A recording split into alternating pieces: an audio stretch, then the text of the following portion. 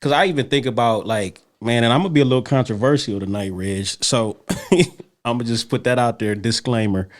I think about it from a lot of different aspects, bro, and I think this is a good conversation starter. Like when you think about provision and you think about it traditionally in terms of the role of a father, you would say, okay, a father should be a protector, a disciplinary, and a what? Provider. Mm-hmm.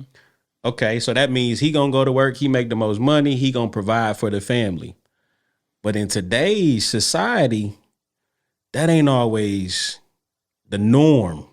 That's not normalized no more, right? You might have a situation like you saying where he ain't the sole provider. Mm. Matter of fact, his old lady might make more paper than him, or he might. What if he a stay at home dad? Right. You know what I'm saying? And so I'm thinking about like when men talk about provision, and we talk about it from a financial space, and I'm totally with you. Like you got to have some financial wisdom and literacy to be able to provide, but is that the end all be all? Because most times men gonna tie their manhood or how they feel about themselves to their ability to provide.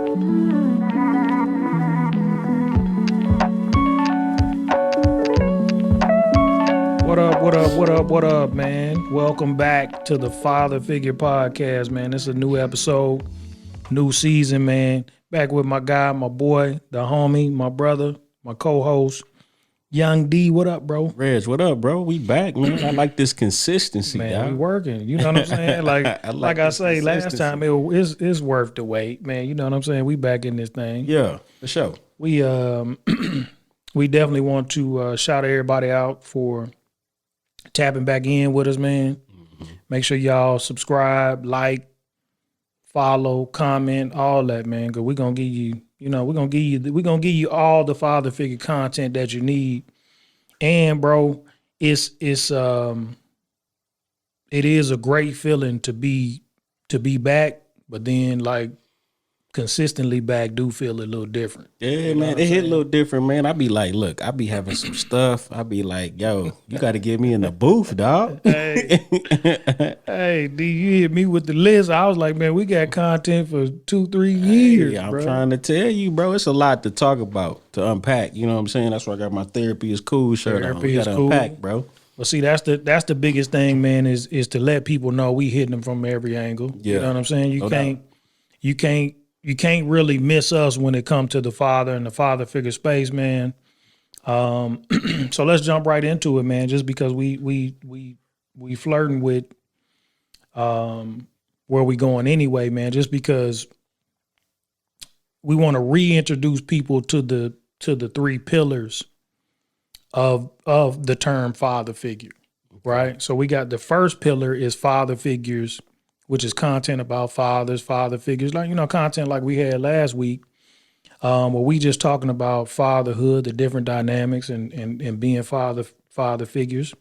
But then the second pillar is actually father figures, like dollar figures, like, finances and provision. And then our third pillar is father figures like physical fitness, mental fitness. And that's why I was saying we already there with the therapy. That's part of the last pillar, which is father figure, mental, spiritual, and physical health. Right. Man, so tonight we want to kind of touch on one of the most important aspects, man, of being a father, being a father figure, being a provider is the financial provision piece. You know what I'm saying? So I think a lot of times when we having the conversations, we do a good job of keeping it in perspective, because I think sometimes it's overrated, then other times it's underrated. What you mean? So let's say from a relationship standpoint, I think sometimes the financial piece from a relationship, and I'm talking about relationship maybe with your wife, your girl, relationship with your children, we kind of put too much emphasis, especially when we're using the word provider. We kind of overemphasize the money part, and a lot of people think that's the only thing that's inclusive under the provider umbrella. Right. But then on the other side of that, you got some people who, and that's why we need to talk about it too. But that's, some of us have a hard time juggling. Do I want to spend more time at the crib or with the kids, or do I need to go out here and get this money? And that's really what I'm saying. Sometimes, man, it's a hard balance. Because like I said, it just depends on the structure of your family, who you might be married to, who you might have kids with, or paying child support, or Right. you know what I'm saying? So that's why I feel like we need to really touch on not only finances from a provision standpoint, but finances from, just financial literacy, how we provide, how other definitions of provision outside of money. But we do need to put the emphasis on how important it is to have some kind of financial stability in order to really call yourself a father figure. Yeah, I mean, yes and no. I definitely hear where you're going with that. I'm glad you said it too, because you were saying like, provision outside of like the financial piece too, right? And so when I think about provision, and I take the definition of it, it's like to provide or supply something. And I look at finances as being like a subcategory of provision. So if you look at provision, you got different types of provision, like you said, right? Because I even think about like, man, and I'm gonna be a little controversial tonight, Reg. So I'm gonna just put that out there, disclaimer. I think about it from a lot of different aspects, bro. And I think this is a good conversation starter. Like when you think about provision and you think about it traditionally in terms of the role of a father, you would say, okay, a father should be a protector, a disciplinary, and a what? Provider. Okay, so that means he gonna go to work, he make the most money, he gonna provide for the family. But in today's society, that ain't always the norm. That's not normalized no more, right? You might have a situation like you saying where he ain't the sole provider. Matter of fact, his old lady might make more paper than him, or he might. What if he a stay at home dad? Right. You know what I'm saying? And so I'm thinking about like when men talk about provision and we talk about it from a financial space, and I'm totally with you. Like you got to have some financial wisdom and literacy to be able to provide. But is that the end all be all? Because most times men gonna tie their manhood or how they feel about themselves to their ability to provide. Nah, indeed. That's really why I was saying sometimes it can be overcompensated and undercompensated. Because see, the overcompensation means that I'm tying my definition to provision to only money. But then we don't want to undercompensate it and not highlight how important it is to be able to financially provide, be able to financially, and even from a legacy standpoint, man, like a lot of times we think a legacy is how much money we pass on, but legacy is also the information and the education that we pass on. Yeah. See, financial literacy can be a legacy because then your kids can go out there and turn it into their own financial freedom or whatever they want to turn it into. But even when you see most CEOs and most wealthy people don't leave they don't leave the business to their kids. Because if you don't understand the business behind the business, I can't leave you this business. Yeah. I can leave you some money. But again, when you lack that financial literacy, you see what happened with most trust fund babies. They out here, and that's why they talking about we got the opioid problem and all this. Like, no, they just didn't get the game, so they just got the money, and then they don't even know. You don't even know what to do with the money because at some point, and also under that provision, you got your mental and your physical, and you got all of that falls under that umbrella. But if you're missing a piece and only providing money, your kids is still, again, that's what we talking about. You present without the presence. I got you. And that's a good segue into this, because I like what you was talking about when you said like the legacy part of it, right? And last week we was talking about just cultural differences. Right. Right. And so when you talk about just take leaving money, like leaving your kids with something. Let's just be honest. As as black people, communities, families, fathers, what have you, that's not something that's we prone to do. Right. And a lot of that is what you're saying, because we lack the literacy or the wisdom to know about how to do that. And so I think that's a good pillar to focus on, because we need to learn, right? The game. Like, yeah, it's okay to chase a bag in the short term, but I'm talking about I want to play that long game. So like, hey, when I'm dead and gone, my kids don't have to worry about anything. Now, how they spend that money and all that that's something totally different. Mm-hmm. You know what I'm saying? But as far as me doing my job as a father from a financial aspect, like I got to do that and learn that stuff now. You know what I'm saying? Well, and D, my belief is that as a leader and as the head of your family, whether you married or not, like once you have a child with somebody, man, you should still be the leader of that particular group. You know what I'm saying? I don't care what the setup is. I got you.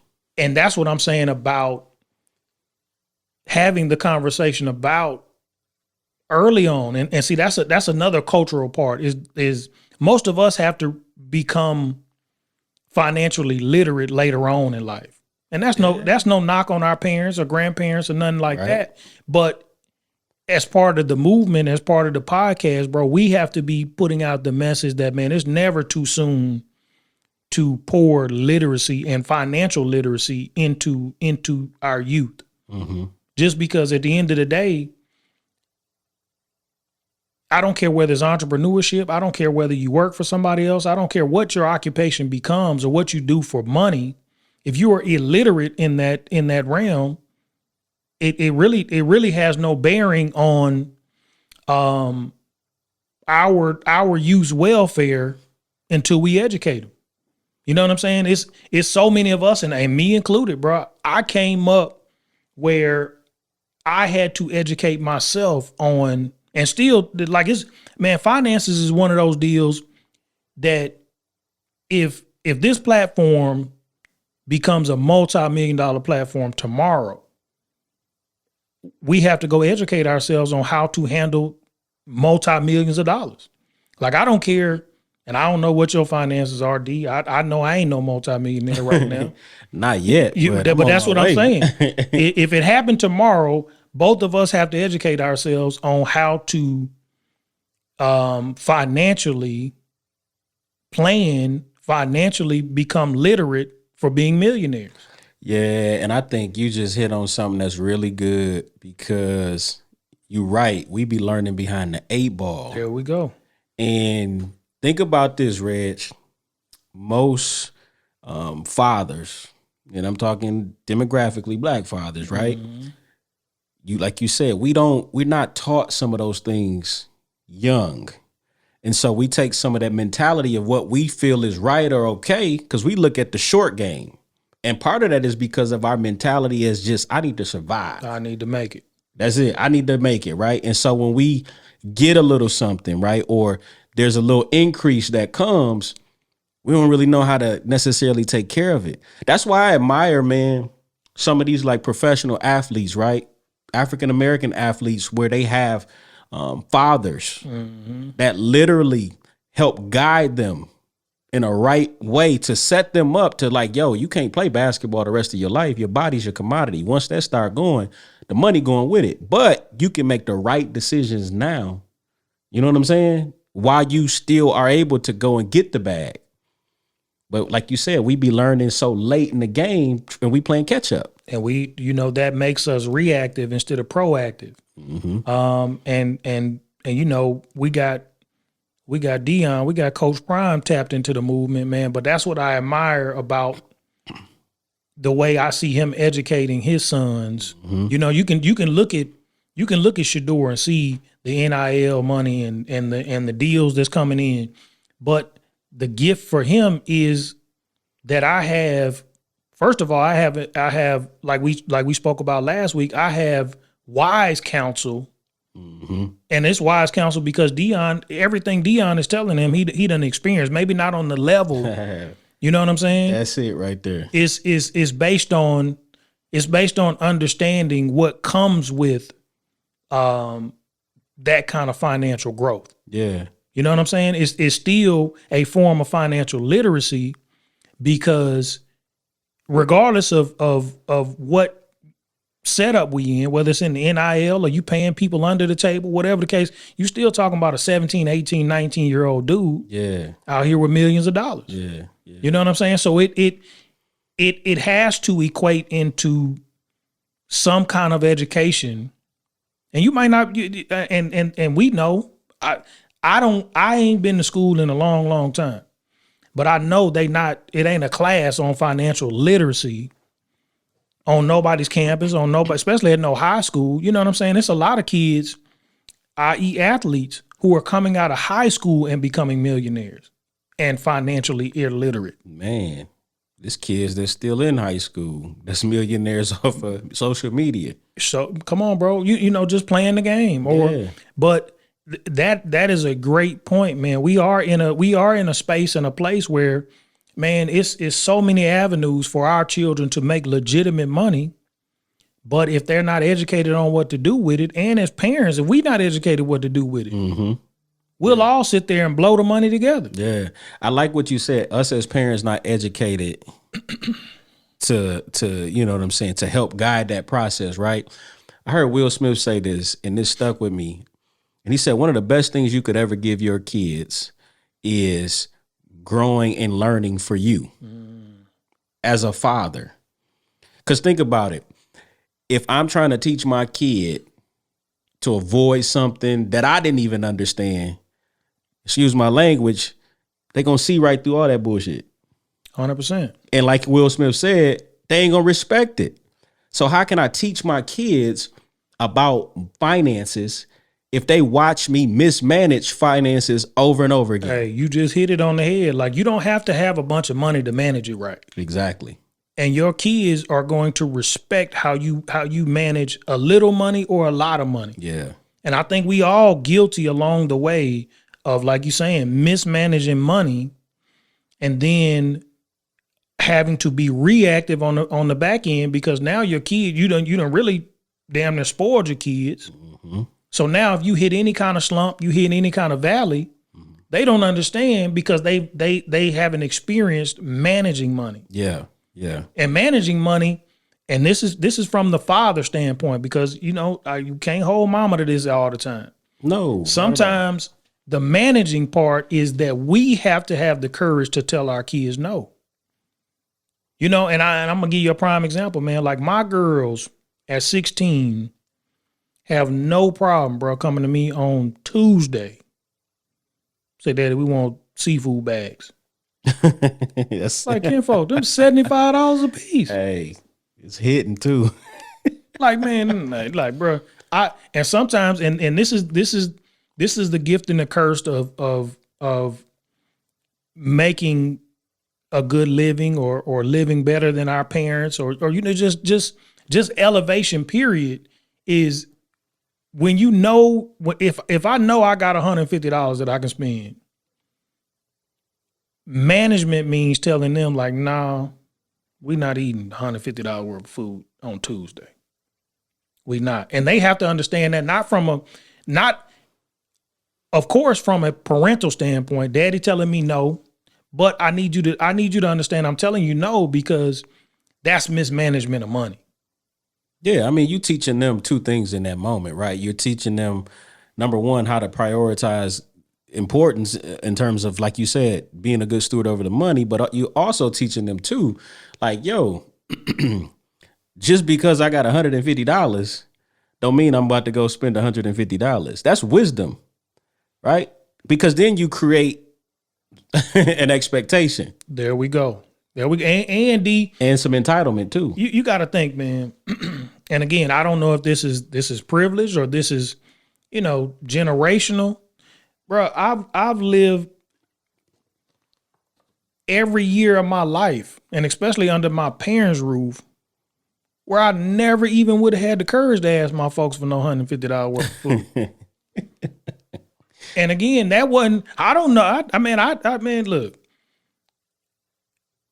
I don't know if that's if we consider that privilege or again, if I become going back to the statement earlier, if we become multimillionaires tomorrow, our children still have to understand that don't mean you get whatever you want.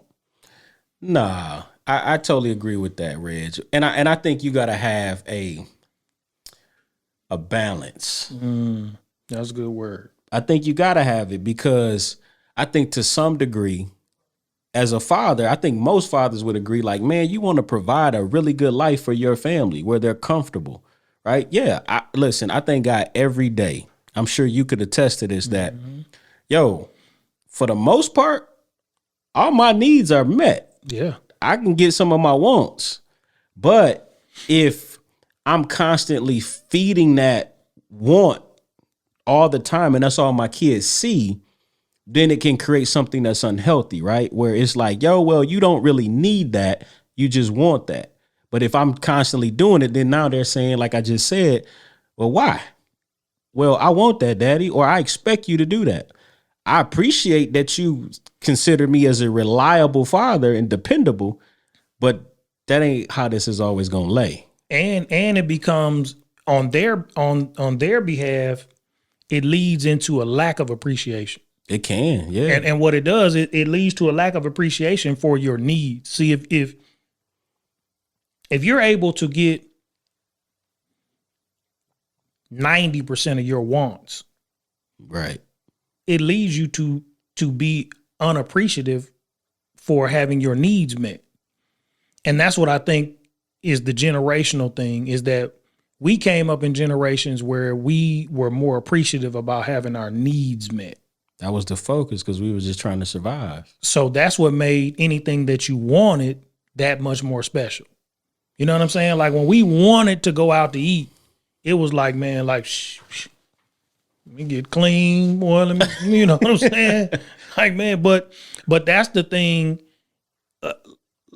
Like I say, it's one of those deals where we definitely want the very best for our kids, man, especially the type of fathers that you and I are. You know what I'm saying? And we also speaking to those cats who need to increase financial literacy and increase financial management and we not two cats that's above that. We not on this platform. We're not on this platform to come on here and tell you like, oh, we got it all together. And like, nah, bro, like the accountability that we trying to hold our audience and each other to is that not only for our children, but for ourselves, that education is necessary so it can be passed down. All we talking about is different scenarios to where we need to educate our kids on what money management looks like, what financial literacy looks like, and what that conversation looks like so they can respect it when it's time to have it. Yeah, yeah. And a lot of that too is just, for us, is just removing our pride. You know what I'm saying? To say like, yo, you know, I can always continue to learn, right? I mean, I'm gonna be honest with you, man. I like hanging out in the room where I'm not the smartest guy. Right. The stuff that I've obtained from a financial aspect, I've learned from other people that were smarter than me, people that have done this before me, right? And like you said, Ray, it's just like I didn't do that to be like, oh yeah, like, you know what, I'm going to do this because I want to chase the bag or do all this. Like, no, man, I want to be in a position to where like my family's taken care of, my kids are taken care of, and I don't have to worry about like, you know, how am I going to do this or how am I going to do that? Now, life happens to everyone, but you have to be prepared for that. And we also have to set ourselves up to get to a position where the bag is chasing us. Yeah, that's good. You see what I'm saying? That's what I love about the entrepreneurial space. That's what I love about our platform or the apparel or whatever, man. It gives you an encouragement that if you're doing the right thing, doing it the right way, you align with what your calling is or what your purpose is, or even if you looking for that thing, you got to be looking for and what I call the magnet scenario. Like part of your life, you should be the metal and you attracting to things. But there should be a switch at some point where you become the magnet and you attract things. Mm-hmm. And especially financially. You know what I'm saying? Because what people don't understand about money is there's never enough. Don't nobody got no number. And that's why you have billionaires who need more money. You got people who financially and materialistically got everything that you and I could probably ever imagine. Mm-hmm. But again, once you become a millionaire, a billionaire, your imagination changes. See, what we imagining now, it'll be reality once we millionaires. Yeah. So now you got to imagine for something else. And that's the thing about money that as fathers especially, and father figures, man, when you teaching our youth, you have to understand if there is no purpose, there's never enough money. There's never enough money. Because once you get that first million, you want 5. Once you get 5, you want 10. Once you get 10, you want 20. And that's just because everybody, especially in this country, it changes your lifestyle, it changes children's lifestyle. It's going to change everything around you. Yeah. Yeah. I think going back though to that word provision, I think that's a really good sweet spot for this conversation, right? Because I think you gotta, even to be fair, you gotta look at like what does that provision look like? There you go. You know what I'm saying? In different families. You know what I'm saying? And I know we talking about like money right now, but I can't get off of it. Like, you know, you can have, I'm gonna use this as an example, Reg. You can have a father that can provide all day long, but he's still not present. Like the money substitute for other provision. Right. So you say that to that father, because then those kids are impacted like, yeah, I grew up and got everything I wanted, but I still didn't have my father. How do you speak to that? Bro, I heard Dame Dash, and I think I reposted it on the father figure page. Dame Dash said something that was so profound, man. Like, time is children's currency. Bruh, time is money. and your kids, and that's coming from a multimillionaire. You know what I'm saying? A cat who done made probably hundreds of millions of dollars. Yeah. He understands that, you know, you looking at Nick Cannon, you looking at these cats, man, they issue ain't monetary. They trying to figure out, like, just like what we saying, like you trying to find that sweet spot to where, look, how am I still Dame Dash and I get this quality time with my kids? So that's what you saying when it comes to provision. Now you gotta understand your definition of provision, and sometimes understand, like, man, enough is enough. You know what I'm saying? Like, look, I got hundreds of millions of dollars. Yeah. My kids need me now. Yeah. And if that ain't part of your definition, bro, again, that's still financial literacy. Because I see two sides of that coin. Like, you can have this father, like I said, that's providing everything that you would ever need, but then you grow up with a kid that has so many voids in his life or in her life because, hey, I never got the affirmation growing up. I never got the validation from my father. Yeah, my father bought for me, provided for me. I didn't want for anything, but I lack in so many other areas because I did not have a father present. But then you on the flip side of that other coin, you got a father that like, yo, I can't give you everything, but I can give you some foundation in your life. Right? And you see this all the time. That's why I said this word provision is so global. It touches on different facets of families depending on how you want to look at it.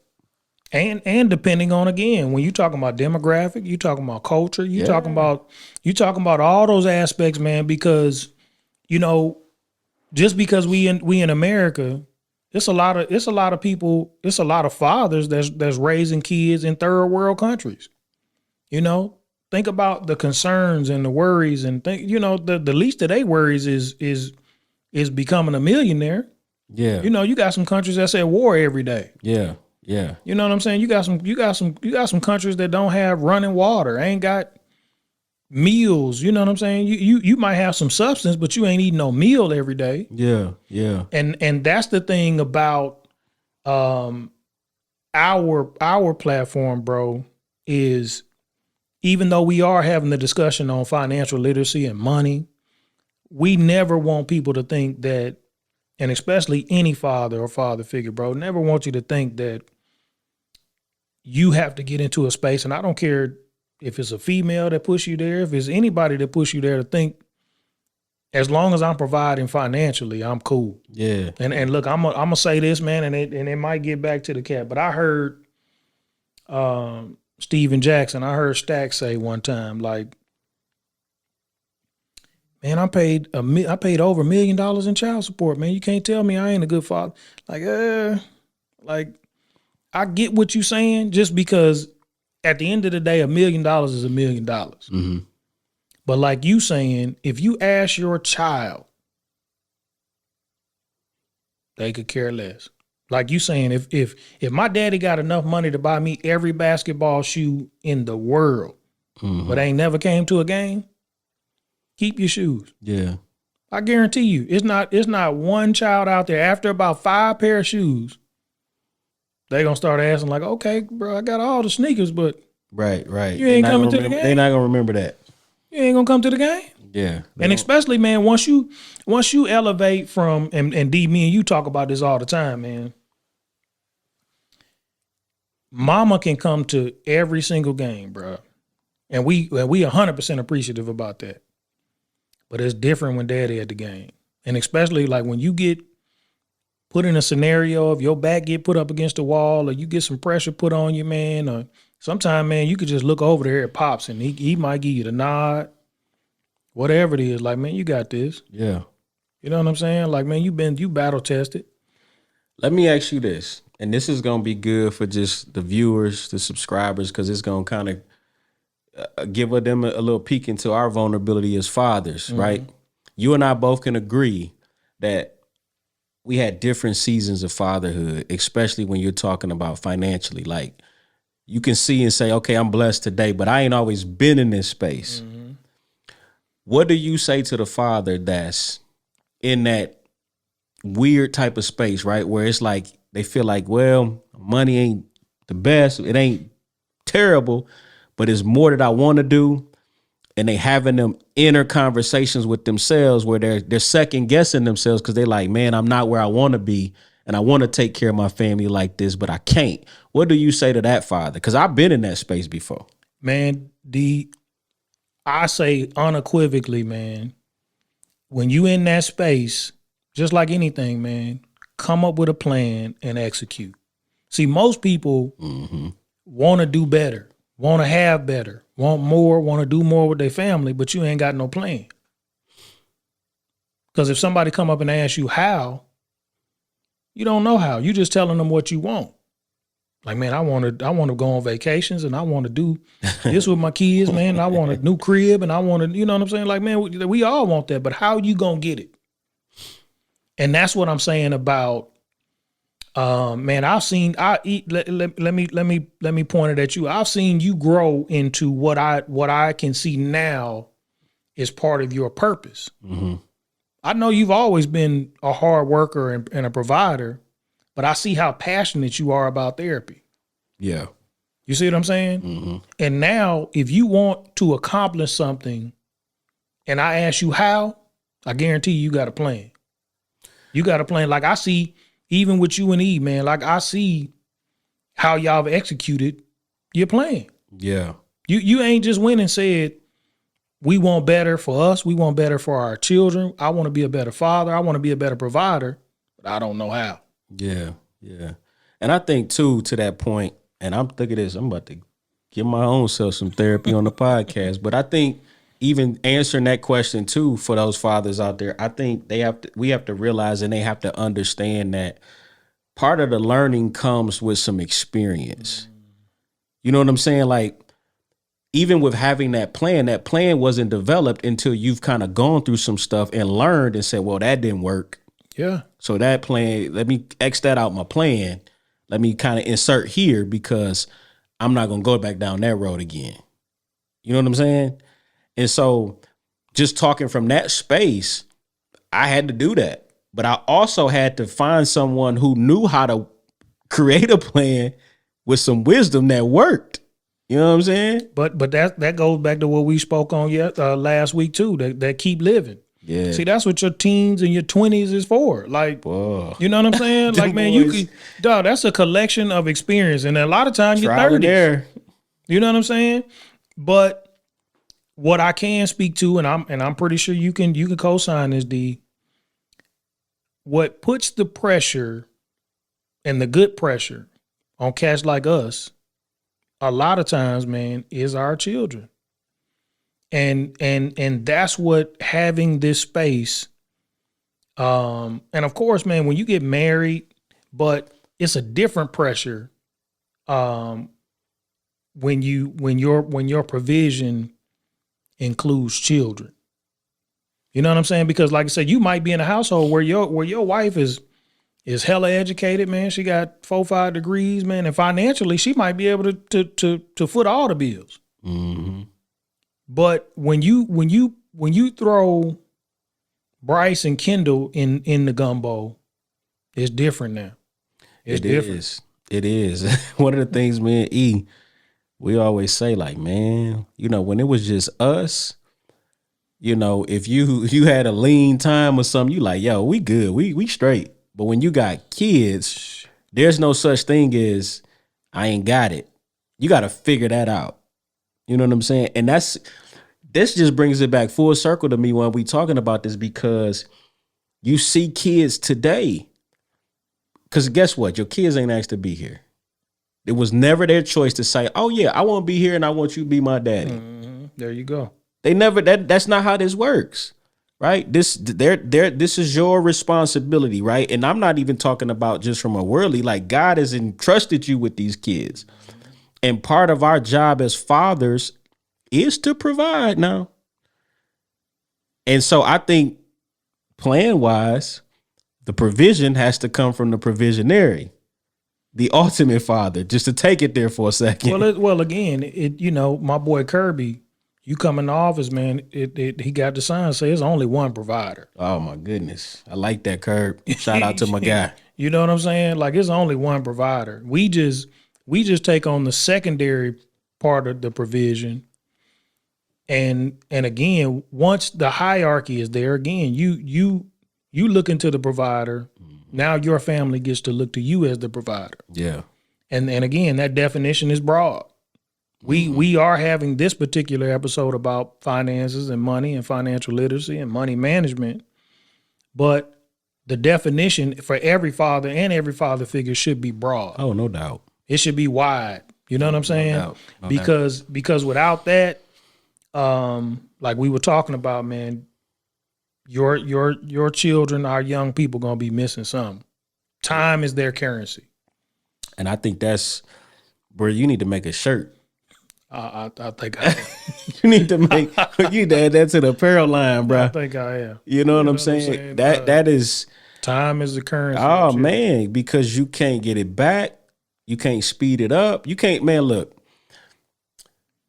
And it kind of speaks to what you were talking about. Shout out to Steven Jackson, what you were talking about. Like, it kind of highlights that piece of it, because no matter how much money you have, how much you are able to provide for your kid, they're not going to remember any of that. Mm-hmm. You know what I'm saying? They're not going to remember any of that, man. It's like, yo, I don't care what you do for me.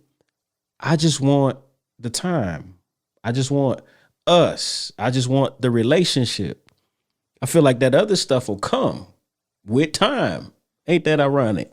With time. And then that'll put your plan together. That'll put their plan together.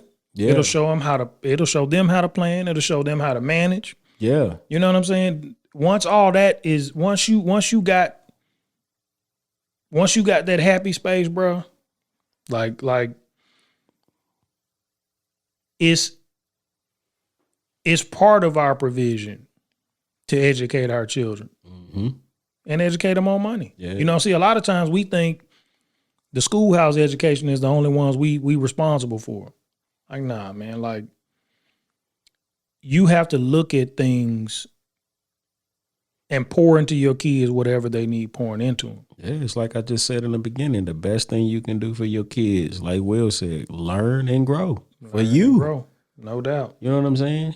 Nah, this is a good episode, D. Like I said, it's an important episode, man, just because, man, money done broke up a bunch of marriages. It done broke up a bunch of houses. It done broke up a bunch of families. Yeah. You know what I'm saying? I just seen Kanye got to pay Kim $200,000 a month. Like, bro, come on. Yeah. And don't get me wrong, man. I always tell people, like, look, God put money here as a tool for provision. Mm-hmm. But like Kirby's son say, that isn't not your only provision. You know what I'm saying? Like, you have to learn and respect it. You know what I'm saying? Like, I'll say that's one of the most significant and effective things that I've learned just throughout my fatherhood and growing as a man is, like, I learned how to respect money, not to be controlled by it, but I learned how to respect it. And once I started to respect it and learn how it works, now it works for me. There we go. Now the bag chasing you. Yeah, it works for me now. As before, I'm trying to figure out, how do I do this? How do I do that? But I didn't really have a real respect for it. And a better way of saying it is I really wasn't a good steward of it. Mm-hmm. Like I say, it's a lot of cats, man. And I heard somebody say, like, man, you can manage people and make a lot of money, but not know how to manage the money. Mm-hmm. Yeah. There's a lot of people that got the skill set to go out here and build businesses and lead people and manage people. But if you can't manage money, you working in vain. Yeah. You know what I'm saying? You digging yourself a hole that you can't get out of because again, leadership, entrepreneurship, management, all that stuff, man, that's taxing. It is. So you doing all that, and then you done mismanage your money and coming home and still living check to check. Like, man, you have to respect money. You know what I'm saying? Because it is a necessity. I don't care how we look at it. It's a necessity in one way or another, but it should still have its place. You know what I'm saying? When you talking about the priorities of provision, money can never be number one. No. Money can never be number one. That's down the list for me. And there you go. That's what I'm saying. Like it's a lot of times people think when you talk down on it, you saying like it's not important. No, it's very important. It just ain't at the top of my list. Yeah, man. And again, let me give you a personal testimony. When you in a hospital and your baby's in ICU, just had a stroke, just had brain surgery, it ain't a father or a father figure out there that can tell me money is number one on your priority list. You ain't even thinking about no money. You ain't even think about it, man. I had businesses and, hey man, bro, all of that is completely irrelevant. And anybody who was in my shops, the salons, anybody gonna tell you, like when I called them, like, man, I hope we sustain. I hope I done put y'all in position to do what you got to do. But bro, I'll lose all of that. And again, because I understand I understand and respect money. I respect my business, but I also respect the fact that I can't replace this child. I can replace that business. And even taking it a step further, going back to the statement you made, the currency that was important at that time was your presence. Come on. That's all the currency that's the only currency that mattered at that time. And that's the currency that held the most weight. Exactly. That's the currency that held the most weight. Not only for my children, for my wife, my entire family, and for myself. Like, bro, that filled up my father bank.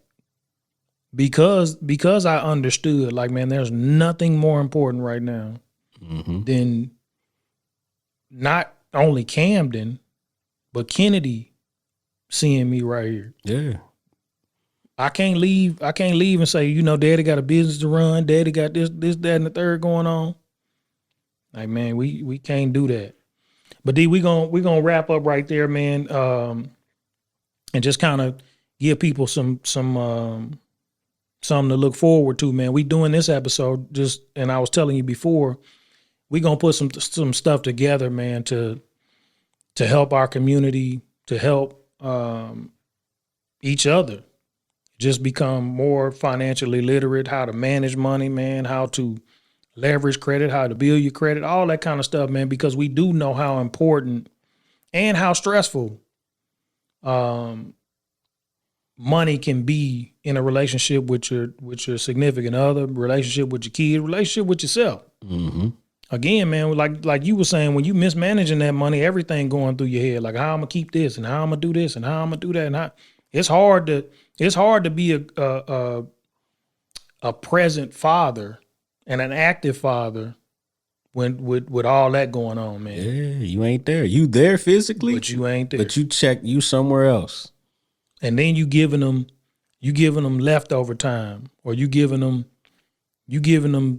2 minutes when you should be giving them 2 hours. Mm-hmm.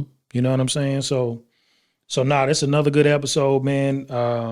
Y'all look out for father figure platforms, man. We're gonna have some financial literacy stuff out there, man. I got a good group of guys, man, that truly educate and ain't looking to just rob you and get over and, charge you $15,000, give you some information you could have got on the internet. But nah, bro, it's I feel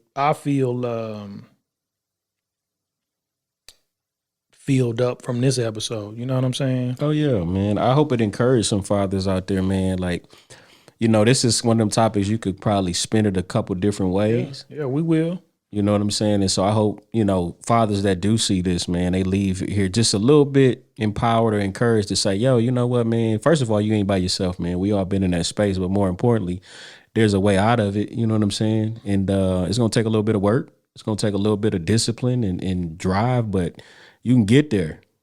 You can get there for sure. Cause we all gonna get there. You see me and D, we just spoke multi-millionaire into existence. On this episode, bro. Look, hey, the wife be laughing at me, bro, but I be saying it like I be talking it like I'm living it right now. 100%. Like legit. I think my girls really think I'm a millionaire right now. That's I'm about to that's what I want right there. Yeah, see me that way. There you go.